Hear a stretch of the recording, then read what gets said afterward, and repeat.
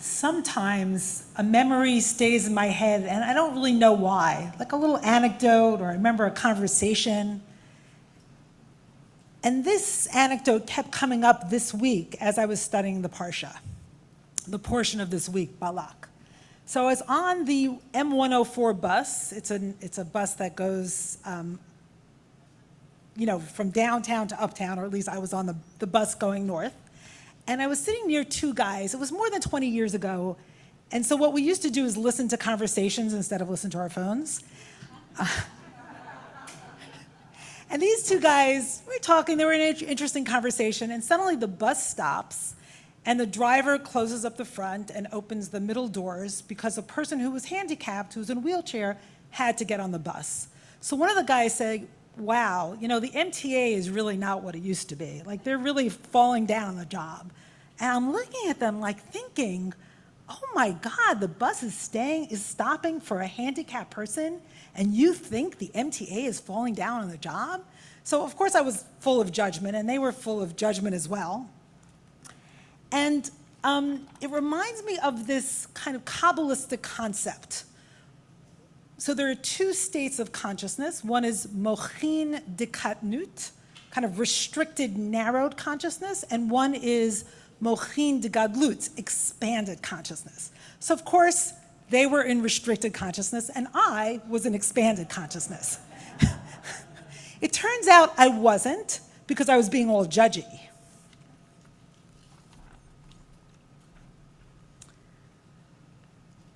So this Parshat Balak, is all about restricted and expanded consciousness. And I think it could teach us a lot about how we navigate our lives. In it, there's a God who really tries to shift people from narrow consciousness to more expanded consciousness. So the Parsha opens up with the king of one of the arch enemies of the Israelites, whose name was Balak, king of the Moabites. And he sees the Israelites, and they're covering the earth, or at least in his eyes they are. And he's absolutely terrified. And he wants to figure out, how can he defeat them? So he calls upon this guy, Bilaam. And Bilaam is a kind of prophet at large, not an Israelite prophet, just a prophet. And in fact, there's archaeological remains that refer to him and use his name. So he seems to have been well known in the ancient Near East. So Balak feels existentially triggered or existentially threatened, and maybe what we call triggered at this point. And he sends lots of dignitaries, lots of people to Bilaam to say, I really want you to curse this people, and if you do, I'm going to reward you. So Bilaam says, let me talk to my God here, and talks to Yud-He-Vav-He, which is the name of the Israelite God. And God says, no, you can't curse the Israelites because they are fundamentally blessed. You can't curse a people that is essentially and fundamentally blessed. So Balak didn't give up, sent more dignitaries, more honorable dignitaries, and promised more rewards. And Bilaam goes back he says to the dignitaries, stay here the night, and let me talk to these guys. Let me talk to my God. And you would think that Bilaam would say, no, I already spoke to God. God said no. But Bilaam says, let me talk to God again. So what's going on here? It's almost like a persistent child who doesn't want to live with, the word no. So Bilaam asks God again, and this time God does say yes, very strangely, very mysteriously. And it reminds me perhaps of a child who asks, and the parent knows the thing is not a good idea, but the parent finally says yes, so the child can discover what the consequences are. And Bilaam did, and so here's what happened. Bilaam goes on his trusty donkey one morning and is on the way to curse the Israelites. And then suddenly, the donkey stops. Or actually, no, the donkey first strays from the path to a field. And Bilaam is furious and starts to hit her. And so what's happening is the donkey, ironically enough, sees an angel of God in the way that Bilaam, the seer, doesn't see. So we've got a seer who doesn't see and a donkey who does see an angel of God. Very strange. And then again, the angel of God kind of traps the donkey and Bilaam. And this time in a very narrow place, in a vineyard between fences, and the donkey presses Bilaam against a fence and he kind of hurts his foot. And he's furious and he keeps hitting the donkey. And then finally, the angel of God blocks the donkey entirely. And the donkey can't even move forward, can't even go from side to side. The donkey drops to the ground, and Bilaam just beats and beats that poor donkey, right? So here's what happened. God finally opens the eyes of Bilaam, and Bilaam sees the angel of God. And when God opens the eyes of Bilaam, God also opens the mouth of the donkey. And here's their conversation. She says to Bilaam, "Me asiti lecha ki hikitani ze shalosh regalim." What have I done to you that you have struck me on these 3 occasions? So she's, rightly kind of, outraged about how Bilaam's treating this donkey. And Bilaam, furious with the donkey, responded, "You have thwarted me, steering me off my path. I would have killed you if I could." And the donkey responded wisely, and this is what Roberta referred to in her poem today, teaching this emotionally blind seer. She says, "Am I not your she-ass? Halo anochi atoncha, upon whom you have ridden from your past until this day. Asher rachavta alai me'odcha ad hayom hazeh." Had I ever been accustomed to do this, to do thus to you? Hahasken hiskanti la'asot lacha ko. And he said, "No, lo." Okay, so now Bilaam has moved from restricted consciousness to a bit more of expanded consciousness, understanding what he's done to his donkey, but he's not really quite there yet because Balak hasn't given up, right? Balak still wants Bilaam to curse the Israelites. So Balak builds seven altars. Actually, I'm sorry, before we get there, I just want us to think about this for a minute for ourselves. Life thwarts us in big and small ways, right? Buses are delayed, trains don't come on time, doctors keep us waiting, we get stuck in traffic jams, and these are just the small potatoes. Of course, life throws us some big curveballs as well. Illness, loss, mental illness, all kinds of suffering.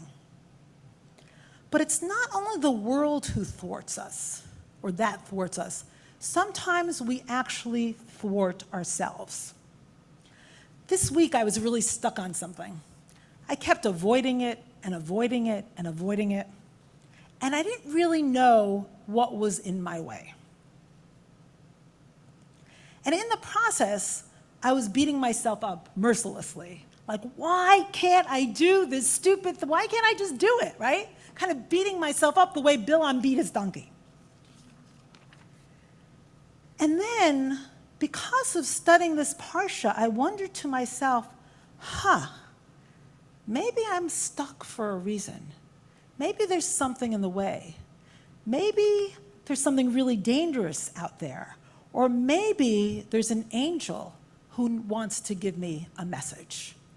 And if we approach ourselves in this way, right, in this sort of compassionate, curious way, we might actually move out of our stuckness. Now, I have to confess, no easy answers came to me. I'm still not sure.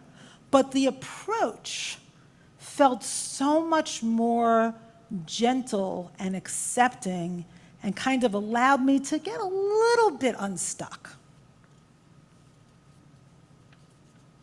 So when you're stuck, or you think someone or something is thwarting you, you might begin to wonder about what or who is in your way and what message they have for you, as opposed to dealing with others by force or by striking. And that's the beginning of moving from restricted consciousness to expansive consciousness, to wondering, to asking, to perhaps listening to angels.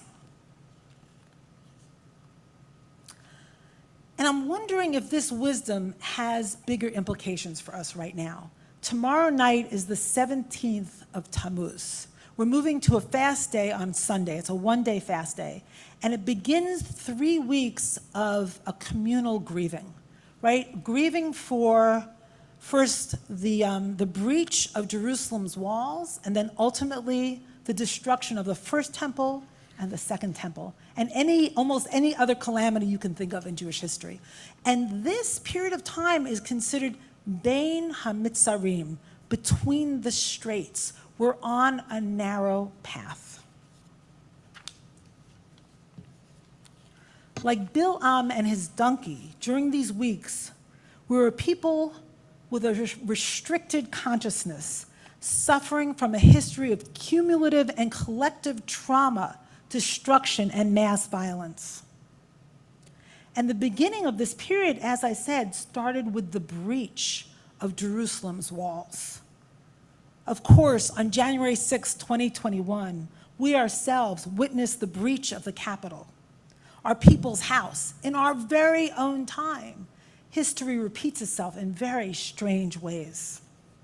We are witness to so many breaches of what is sacred in these times. What can keep us steady as we navigate our way on this narrow path? What can help us move from fear and restricted consciousness to more expanded consciousness?